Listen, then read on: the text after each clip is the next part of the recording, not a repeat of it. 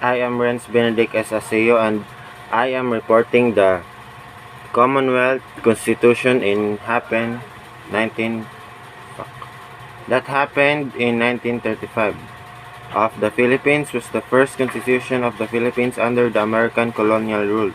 It was signed on November 15, 1935 and came into effect on November 14, 1935. The 1935 Constitution was based on the tidings of McDuffie Act of 1934, which provided of 10-year transition period during which the Philippines would be granted limited self-government. The Constitution was drafted by the Philippine Constitutional Convention and was approved by the President of the United States, which is Franklin D. Roosevelt. The 1935 Constitution established a presidential system of government with a bicameral legislature consisting of Senate and House of Representatives. It also provided for the creation of an independent judiciary and established the Supreme Court as the highest court on the land.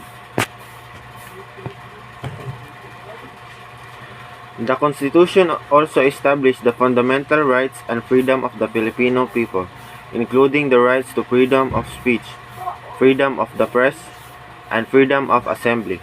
It also provided for the protection of the poverty rights and the right to a fair trial. The 1935 Constitution was in effect until May 14, 1973, when it was replaced by the 1973 Constitution of the Philippines. The 1935 Constitution was significant in the mark the beginning of the transition from American colonial rule to limited self-governing for the Philippines. It laid the foundation for the modern political system of the Philippines and remains an important document in the country's history.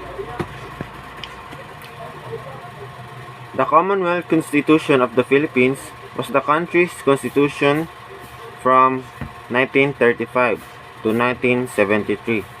So overall, it established a presidential system of government with 3 branches as well as a Bill of Rights for Filipinos. The Constitution also established an independent electoral commission and created a national language. It played a significant role in the country's development as a modern democratic nation. Next is the Philippine Constitutional Authoritarianism. The Philippines is a country that has experienced periods of constitutional authoritarianism, particularly under the regime of former President Ferdinand Marcos.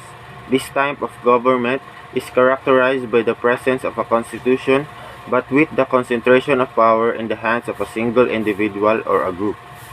During the Marcos regime, the Constitution was amended to allow him to hold onto power indefinitely and to grant him a sweeping powers, including the ability to declare martial law.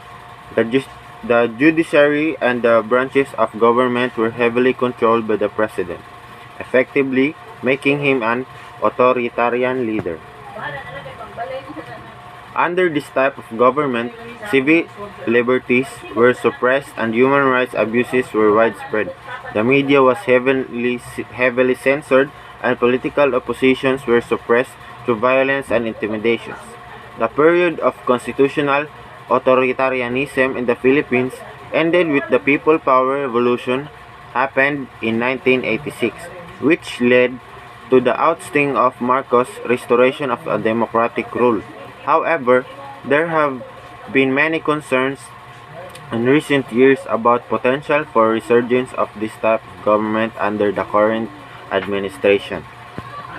In conclusion, the Philippines has a history of constitutional authoritarianism which was characterized by the concentration of power in the hands of a single individual and the suppression of civil liberties and political opposition. While the country is currently experiencing a period of democratic rule, there are ongoing concerns about the potential for a return for this type of government. So that's all. Thank you.